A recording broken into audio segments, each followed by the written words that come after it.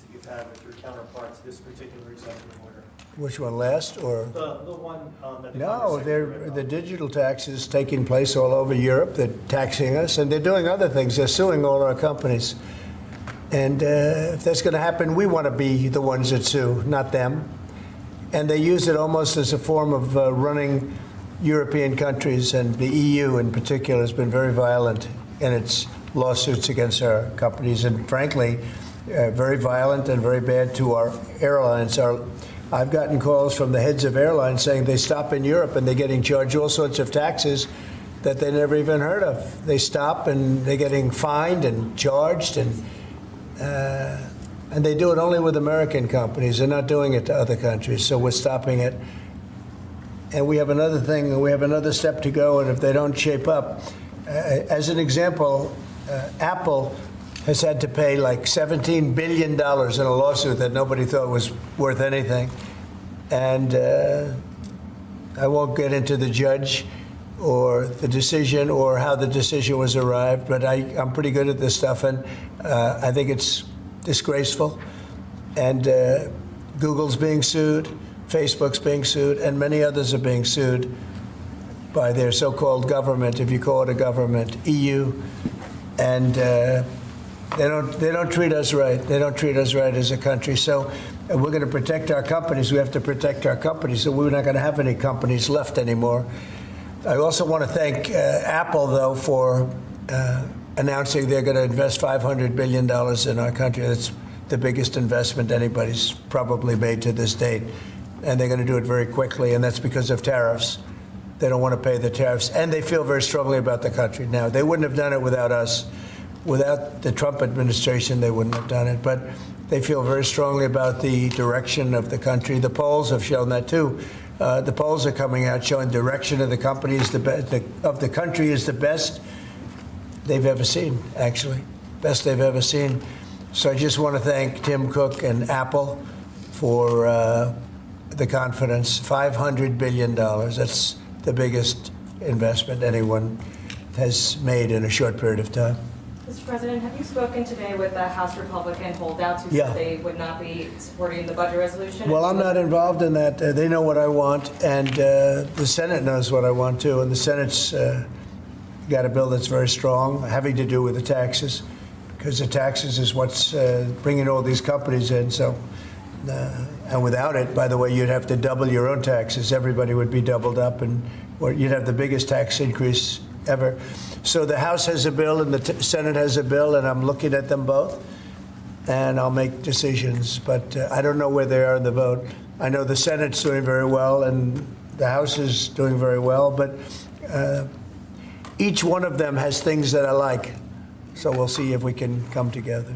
Mr. President, can you clarify, hopefully once and for all, what your expectations are with this email to federal employees? What are you going to use that information for? And do you see it as voluntary, like OPM has said, or mandatory? Yeah, well, it's somewhat voluntary, but it's also, if you don't answer, I guess you get fired. What it really I'm is, still lost on that. What it is do people exist? We have this massive government with millions of people, and nobody knows who's working for the government, who's not. So what they're doing is they're sending out a letter to everybody, and they're saying, what were the things you did last week? Mm-hmm. I guess they ask for 5. And if people are working, it's easy. I could tell you 5 things I did last week. I could tell you 5 things I did 6 weeks ago, right?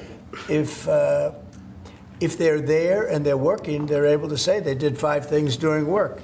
And that means they're working and they're with us and they have no further obligation. If they're not, it could be there's no such person. It could be that the person's no longer working. They're no longer living at that address. They may be moved. Maybe they moved to a different country, or maybe the person doesn't exist. And we then take that person off the payroll, and we save a lot of money by doing that. But that's one of the only ways. I think it's a very smart thing. And it says, if you don't answer, essentially, there's a penalty to pay. Like, that's the end of the job. Well, Musk has said that. The order itself doesn't say that. I think that's part of the confusion. Is he speaking for you when he says? Yeah. Everybody speaks for me. I'm the one. I'll take responsibility. The old statement, the buck stops here, right? Famous statement. Well, I can say the same thing. The buck stops here. No, we have to find out if people are getting paid and they're not working, and they have a problem. Let's say they have another job, and then they write in false statements. It's a big problem if they write in false statements. They may be working for somebody else, but getting paid by the U.S. government, and that would mean that they're not allowed to be doing that. You know, they're not allowed to be working for us and be working for somebody else. We're paying them a lot of money. We're paying them. So we'll see. That solves that problem. Most people aren't willing to say that, you know, we're doing this, this, and this, and this for the U.S. government, and yet they're at another job, because that's a big problem for them if they do that. So in some cases, they're not writing back. And if they don't write back, they end up eventually losing their job. We give them extensions, but, you know, that was something we thought about a long time ago. We give them extensions, but we'll see.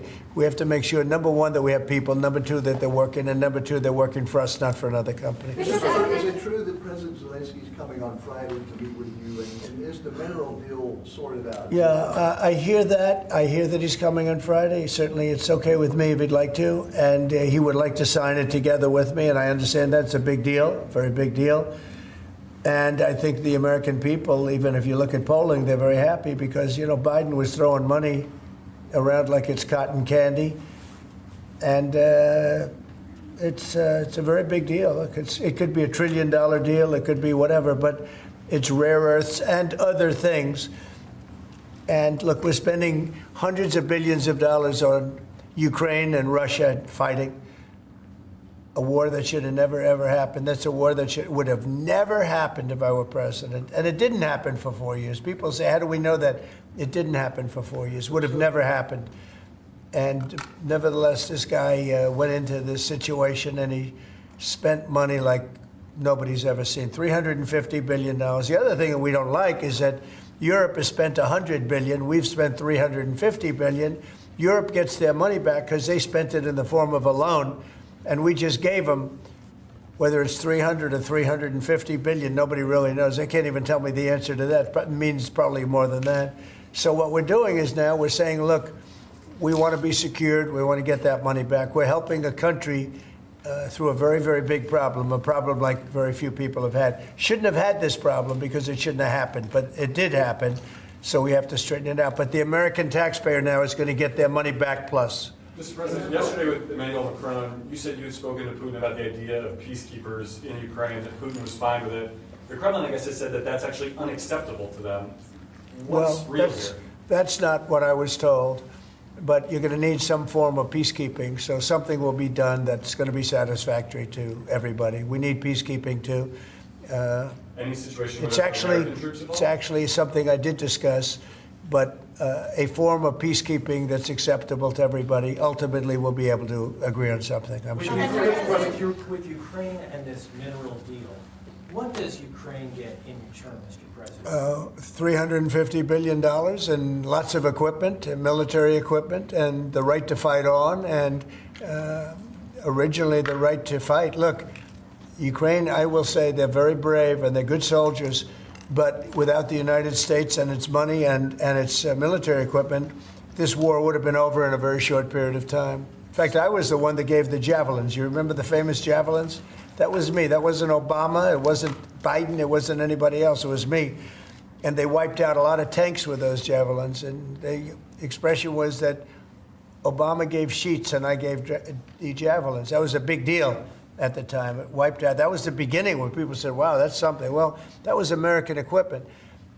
Without American equipment, this war would have been over very quickly. And American money, too. I mean, a lot of money. So that war-fighting equipment and the ammunition, that's sustained going forward for Ukraine, and how long is it sustained? Well, it could go forward for a while, and maybe until we have a deal with Russia. Look, we need to have a deal with Russia, otherwise it's going to continue. But now when Americans put up their money, the taxpayer money, and the president approves it, we're getting our money back in some form. But it could go on for a while, or it could be settled quickly. I think it's going to be settled quickly. I spoke with President Putin. I think he wants to settle it, and wants to get on with life. It's horrible. What's happening horrible. Thousands of soldiers a week are being killed, and others too, but especially on the battlefield. Thousands a week are being killed. and we want that to end. When you start, Mr. President, Yeah, Brian? Yes, okay. Real quickly, Carolyn Levin, your press secretary, sent an earthquake through that briefing room earlier today announcing that the WHCA would not have any control over placing media in the seats, the briefing room. Just want to get your thoughts on that. And also on Air Force One, it's trending on X, people are talking about it, get your thoughts. Well, we're going to be now calling those shots. As you know, we won that lawsuit right there. See the Gulf of America, which is a beautiful name. Most people agree. I don't know. It's, you know, AP has been terrible. Look, I think they're radical left. I think they're third-rate reporters. I know the specific young lady that works on the account is terrible. She's a radical left lunatic, as far as I'm concerned. They don't treat us fairly. That's number one. And number two, they had no right to do that. This is the Gulf of America. And if you look at that shoreline, look at that shoreline. Look, from Florida, well, most of it is, it's called America. And vast majority, like big numbers. So I'm just admiring it as I look at it. I'm getting teary-eyed, but I don't want you to say Trump broke down and started crying. No, how beautiful is that? Look at the shoreline. Look at that.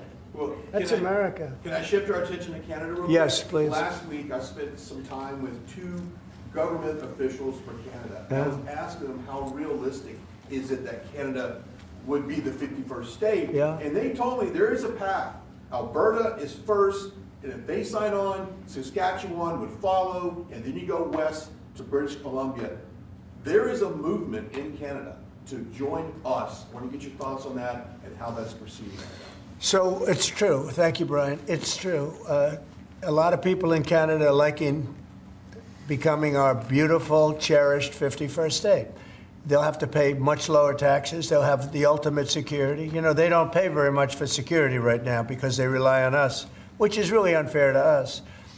They make cars that we could make, and they send them back into the United States. They make a lot of things, including the sending of oil and everything. We don't need their oil. We don't need their lumber. In fact, we're going to be freeing up, and I've asked Howard Lutnick to get that done with Lee and everybody, Lee Zeldin, environmental. We're freeing up our forests. We're going to be able to take down trees. Right now, you know, we're so restricted environmentally. We're going to be freeing it up with an emergency order. We have an emergency order, and we're going to be freeing up our forests. We have more forests than almost anybody, and great lumber, great trees. We don't need anybody's trees. We don't need trees from Canada or anybody else. In fact, we have to put the slits, as they call them, the area, you know, 50, 60-yard area in between areas of trees. It stops the fires. And frankly, California should have been doing that for years. It's almost getting late. They're going to run out of forests the way they're going. What a shame. And by the way, the water is flowing in California. I hope you people have seen it. But the water is flowing. Do you have a picture of that? I'd hold it up. Do you have a picture of that? Get a picture of it, please. You know, we had a little skirmish in California. I can't believe we had to do that. But we opened up the water in California. The water was flowing into a place called the Pacific Ocean, which for the Pacific Ocean is only a drop. But for us, it's more water than we can use in California. So I'll get you some photographs, but it's a beautiful sight. The water is flowing in California. Beautiful water from the Pacific Northwest and beyond. And it flows down, and instead of being routed out to the Pacific Ocean, and this has been going on for 20 years more in order to take care of a certain species of fish, which wasn't doing very well without water, I can tell you.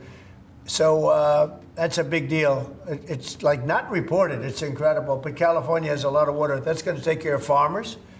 It's going to wetten up the land.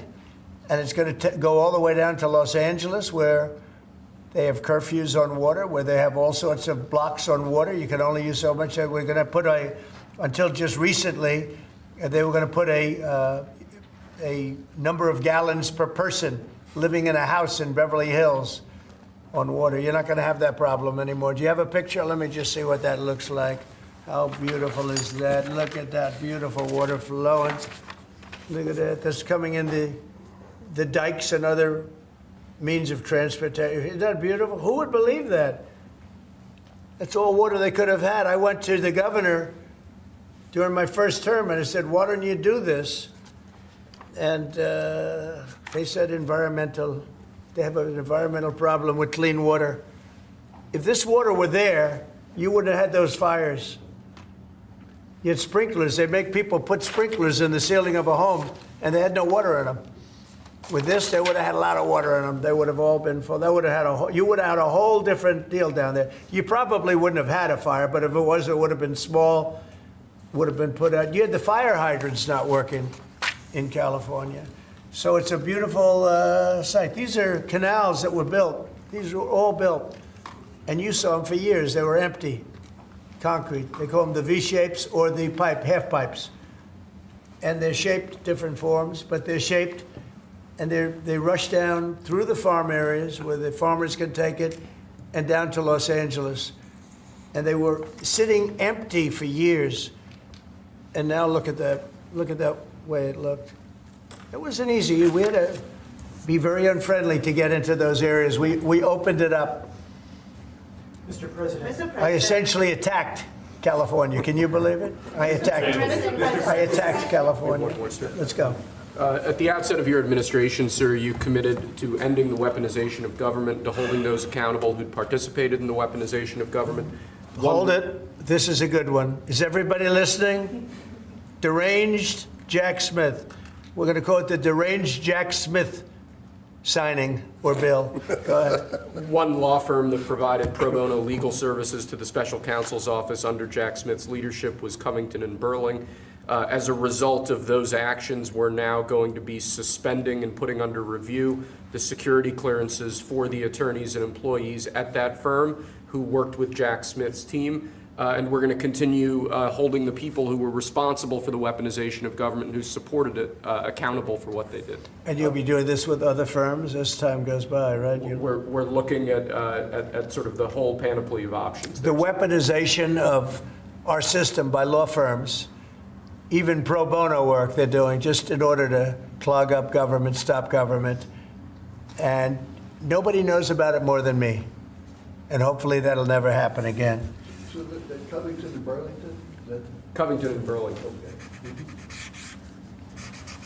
Mr. President, may I ask you a question about Europe? So long term, do you plan to maintain the number of U.S. troops? Wait, I just stationed? want to savor this one, please. Who would like this pen? I'll take it. Hey, why don't you send it to Jack Smith? A deranged person. Mr. President, what do you say to people who worry that targeting an individual firm or individuals who aren't Jack Smith Excuse for his me, actions? I've been targeted for 4 years, longer than that. Thank you, sir. So you don't tell me about targeting. I was the target of corrupt politicians for 4 years, and then 4 years after that. So don't talk to me about targeting. Yeah, go ahead. Mr. President, there are approximately 2 million federal employees right now. By the end of your term, what do you expect that number to be? What would you like that number to be? Well, it'll be lower, but I can't tell you. Everybody knows I ran on downsizing government, but making government better. I ran on tariffs and making our country rich, and that's what's going to do. We're going to be doing something else that's going to be very, very good. We're going to be selling a gold card. You have a green card. This is a gold card. We're going to be putting a price on that card of about $5 million, and that's going to give you green card privileges plus. It's going to be a route to citizenship, and wealthy people will be coming into our country by buying this card. They'll be wealthy, and they'll be successful, and they'll be spending a lot of money and paying a lot of taxes and employing a lot of people. And we think it's going to be extremely successful. Never been done before or anything like this, but it's something that we're going to be putting out over the next, would you say 2 weeks, Howard? Do you want to 2 say weeks. a couple of words about it? Sure. Mr. President, are there Wait a any minute. requirements for that gold Hang on a card? second. Do you have to invest a certain amount of money in this country in order to qualify for that gold card? Yeah, exactly. So Go the ahead. EB-5 program was really, you lend some money, but it was full of nonsense, make-believe, and fraud, and it was a way to get a green card that was low priced. So the president said, rather than having this sort of ridiculous EB-5 program, we're going to end the EB-5 program. We're going to replace it with the Trump Gold Card, which is really a green card gold. So they'll be able to pay $5 million to the U.S. government. They'll have to go through vetting, of course. We're going to make sure they're wonderful, world-class, global citizens. They can come to America. The president can give them a green card, and they can invest in America, and we can use that money to reduce our deficit. Why do we give out lotteries of green cards? Why do we give out EB-5 for green cards? The President of the United States understands that the right answer is, why don't we eliminate the deficit of the United States of America instead? The gold card, well, millions, but the gold card will bring in with it people that create jobs, very high-level people. I think companies will pay to get people in. For instance, you today graduate from the Wharton School of Finance or Harvard or Stanford or any college, and nobody knows if you can even go to work for a company. So Apple and all these companies that want to get people to be working for them will be able to buy a card, and for the people that are number one in their class at top schools, I see that as one of the things. But generally speaking, it'll be people with money and people that create jobs, and they won't have to pay any tax on income outside of the United States, which they're not paying right now. They're not citizens, but they'll have to pay if they create jobs in the United States. They'll pay full taxes like everybody else. So you're getting big taxpayers, big job producers, and we'll be able to sell maybe 1 million of these cards, maybe more than that. And if you add up the numbers, they're pretty good. As an example, 1 million cards would be worth $5 trillion. $5 trillion. Wow. And if you sell 10 million of the cards, that's a total of $50 trillion. Well, we have 35 trillion in debt. That'd be nice. So we'll see. But it could be great. Maybe it will be fantastic. We have it all worked out from the legal standpoint. It's totally legal to do. Hasn't been done before. It's been done in many different forms. We give them away. Why should we give them away? We shouldn't give them away. And I think it's something very exciting. I think it's potentially just something that we're all very excited about. So it's a gold card. It's somewhat like a green card, but at a higher level of sophistication. It's a road to citizenship for people. And essentially people of wealth or people of great talent, where people of wealth pay for those people of talent to get in, meaning companies will pay for people to get in and to have long-term status in the country. And I think it's something we're very, very happy about. Would you have anything to say about that? Well, many other countries, by the way, do this, including, of course, your 51st state does that. And the money's earmarked for deficit reduction? It may be earmarked for deficit, but it actually could be more money than that. I mean, if you did 10 million, you'd have $15 trillion left over. But generally, it's going to be paid down debt, yes. Do you need Congress for this? Do you think you need No, we don't need Congress, no, because we're not doing citizenship, we're doing the card. It's a path to citizenship, a very strong path to citizenship, but we're not doing the citizenship. For that, I'd have to get Congress. And would all countries be eligible for this gold card? Depends. The countries largely, the people will be vetted very carefully. Mr. President, on Ukraine, would you provide military support for Ukraine in the future under a peace agreement? Say it again louder. Would you provide military support for Ukraine in the future as part You mean of like a security? peace agreement? Yeah. Well, people are going to do it. I think Europe will largely be responsible for that. But European countries will be responsible. But Macron asked for a U.S. backup. Well, we'll see. I mean, right now we're just in the process of negotiating. We've pretty much negotiated our deal on raw earth and various other things. We'll be looking at that security. You're talking about general security for Ukraine later on. I don't think that's going to be a problem. There are a lot of people that want to do it. And I spoke with Russia about it. They didn't seem to have a problem with it. So I think they understand. They're not going back in. Once we do this, they're not going back in. So on that gold card, Aircraft.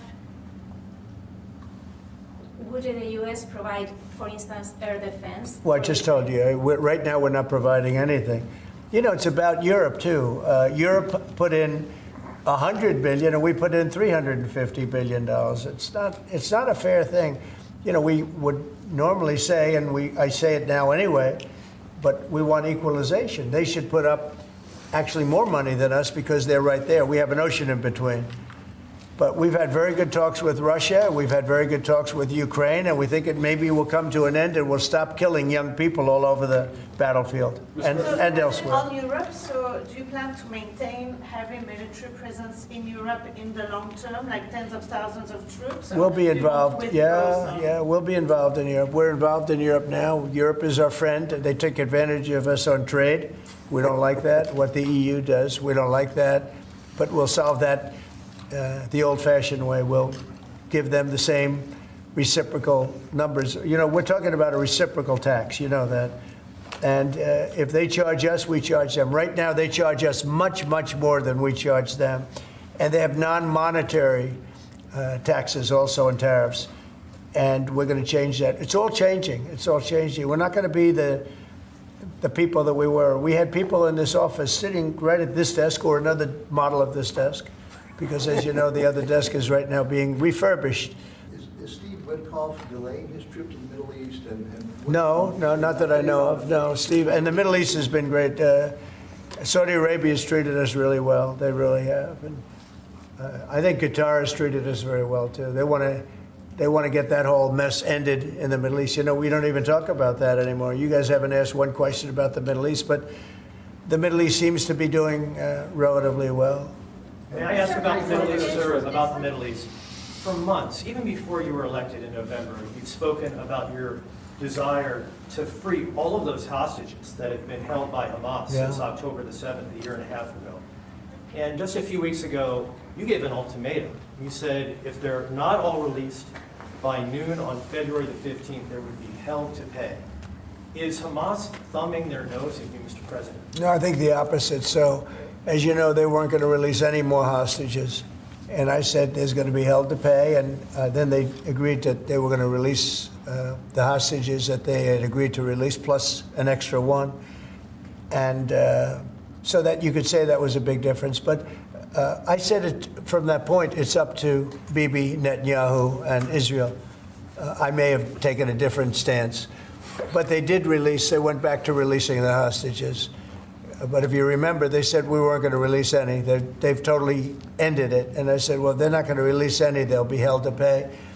And but the rest is really up to him.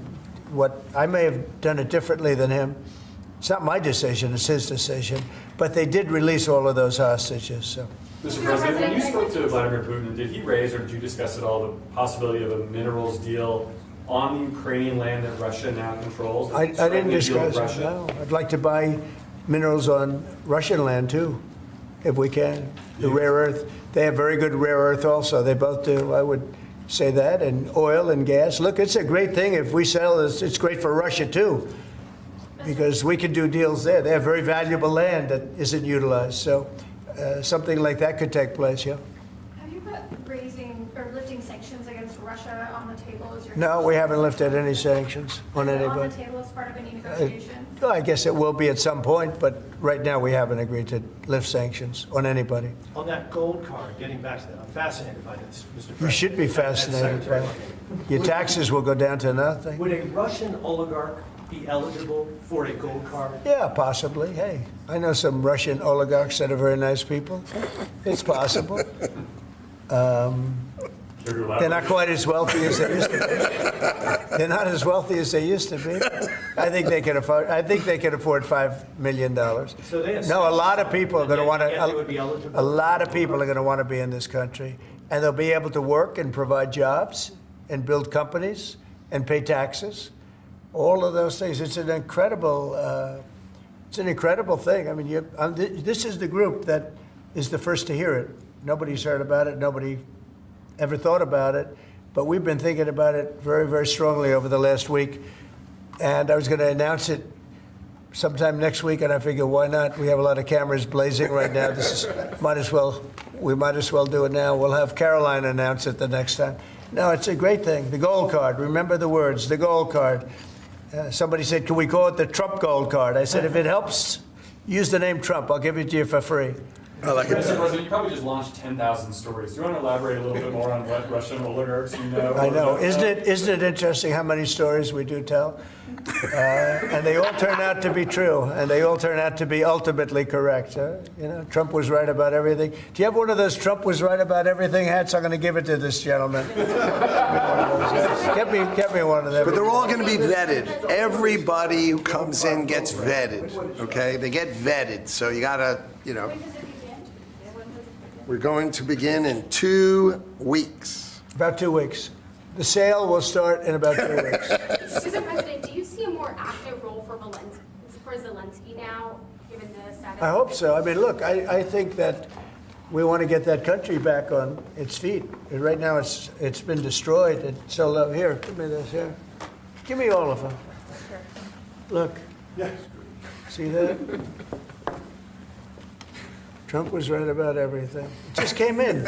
Somebody sent, I said, this was sent in by a fan. I said, I think we should make some of them, right? But we were, pretty much. You want one? I'll pass. Are you allowed to take one? Because he'll consider it. I know him well.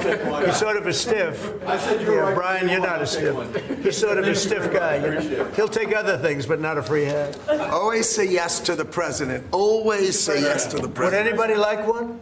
Mr. President, an easy question perhaps for you, maybe it's difficult. I'm going to ask you this question about the Who do you work for? I work for 2 news organizations. Who? I work for 2 news organizations. Yeah, who are they?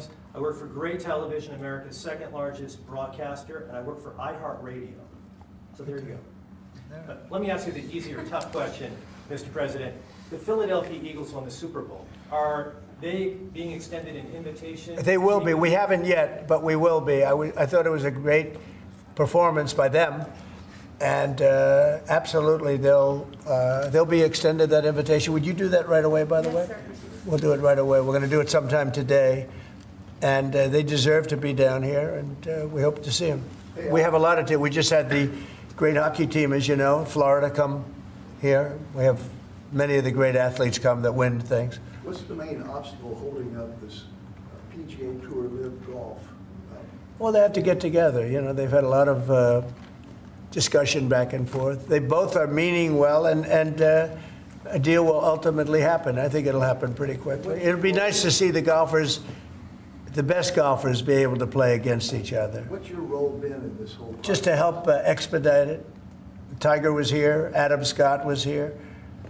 Jay Monahan was here the other day. Just to really help expedite it. We had Yasser here from Saudi Arabia, great guy. These are all great people, and they want to work it out. So if I can help them work it out, I don't get anything out of it. If I can help them work it out. I just think golf, it's very much of an individual sport, and you want to see the best players playing against each other, not playing in 2 different locations, right? What's going to be more challenging, a PGA Live deal or Russia-Ukraine deal? I think the PGA deal is much more complicated. Sir, may I ask you the Middle East question, if I may? What's your take on what's happening in the West Bank and what Israel is Well, doing it's there? some movement up there that a lot of people are concerned about. And there's been a lot of Israeli movement. They're up there for a reason. All of a sudden,